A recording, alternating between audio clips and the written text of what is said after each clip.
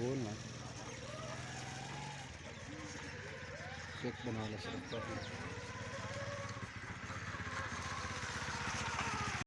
जनाब। इस गांव का नाम मंजी तोड़ किसने रखा था, आप बताएं। हाँ, एक ते बरात गई सी ते उत्थे कोई सिख ही इन्हां दा वडेरा दादा, इन्हां दा कोई दादा परदादा होना है ना, ते इन्हां ने मंजियां वावा तोड़ियां है।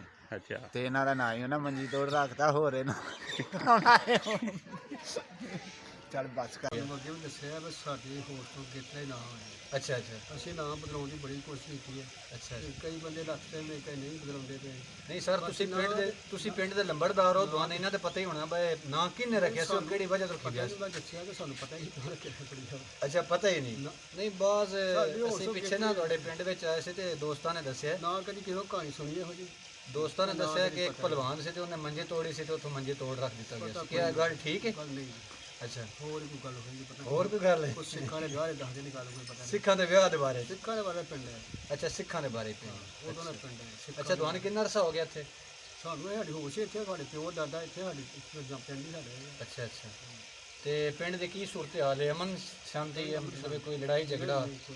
ਅੱਛਾ, ਇੱਥੇ ਮਤਲਬ ਇਹ ਸ਼ੋਭਾ ਕਿਹੜਾ ਅੱਗੇ ਜਾ ਰਿਹਾ, ਜ਼ਰਾਤ ਹੈ ਜਾਂ ਮਤਲਬ ਮਜ਼ਦੂਰ ਜ਼ਿਆਦਾ ਨੇ? ਜ਼ਰਾਤ ਅੱਗੇ ਜਾ। ਤੁਸੀਂ ਵੀ ਜ਼ਿਮੀਂਦਾਰੀ ਕਰਦੇ ਹੋ, ਨਾਲ ਇਹ ਜਾਨਵਰ ਰੱਖੇ, ਡੇਰੇ ਸ਼ੇਰੇ ਬਣੇ, ਇਸ ਤੋਂ ਇਲਾਵਾ ਕੋਈ ਕੰਮ? ਨਹੀਂ, ਇਸ ਤੋਂ ਇਲਾਵਾ ਬੱਚੇ ਕੀ ਕਰਦੇ ਨੇ? ਬੱਚੇ ਕਾਲ ਸ਼ੁੱਧਾ ਕਰਦੇ। ਅੱਛਾ ਅੱਛਾ, ਮਾਸ਼ਾਅੱਲਾ। ਬਾਹਰ ਹੁੰਦਾ ਸਭ ਜੀ। ਅੱਛਾ ਮਾਸ਼ਾਅੱਲਾ, ਕੰਮ ਸ਼ਮ ਠੀਕ ਜਾ ਰਿਹਾ, ਸਿਹਤ ਵੀ ਫਿੱਟ ਹੈ? ਅੱਲਾ ਦਾ ਚਲੋ ਜੀ, ਇਹਦਾ ਮਤਲਬ ਹੈ ਤੁਹਾਨੂੰ ਵੀ ਪਤਾ ਕੋਈ ਨਹੀਂ ਮੰਜੀ ਤੋੜ ਕਿਉਂ ਰੱਖਿਆ ਗਿਆ। ਅਸੀਂ ਸੁਬਾਹ ਦੀ ਕੋਸ਼ਿਸ਼ ਕਰ ਰਹੇ ਹਾਂ ਕਿ ਇਸ ਗੱਲ ਦਾ ਪਤਾ ਕੀਤਾ ਜਾਵੇ ਕਿ ਇਸ ਪਿੰਡ ਦਾ ਨਾਮ ਮੰਜੀ ਤੋੜ ਕਿਉਂ ਰੱਖਿਆ ਗਿਆ। ਲੇਕਿਨ ਪਿੰਡ ਦੇ ਲੰਬੜਦਾਰ ਸਾਹਿਬ ਵੀ ਕਹਿੰਦੇ ਨੇ ਕਿ ਸਾਡੇ ਹੋਸ਼ ਸੰਭਾਲ ਤੋਂ ਪਹਿਲੇ ਦਾ ਨਾਂ ਰੱਖ ਦਿੱਤਾ ਗਿਆ, ਜਿਹਦੇ ਬਾਰੇ ਵਿੱਚ ਸਾਨੂੰ ਇਲਮ ਨਹੀਂ ਹੈ। ਸਾਡੇ ਬਜ਼ੁਰਗਾਂ ਨੂੰ ਪਤਾ ਸੀ। ਕੋਈ ਕਹਿੰਦਾ ਸਿੱਖਾਂ ਦੀ ਕਹਾਣੀ ਹੈ, ਕੋਈ ਕਹਿੰਦੇ ਸਨ ਬਾਕੀ ਇੱਕ ਪਹਿਲਵਾਨ ਨੇ ਮੰਜੀ ਤੋੜੀ ਤੇ ਉੱਥੋਂ ਮੰਜੀ ਤੋੜ ਨਾਂ ਰੱਖ ਦਿੱਤਾ ਗਿਆ।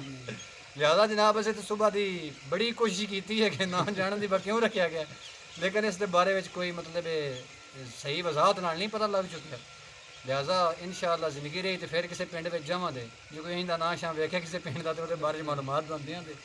ਇਸ ਦਾ ਨਾਲ ਜਨਾਬ ਇਜਾਜ਼ਤ ਚਾਹੁੰਦੇ ਹਾਂ। ਅੱਲਾ ਹਾਫਿਜ਼। ਆਪਣਾ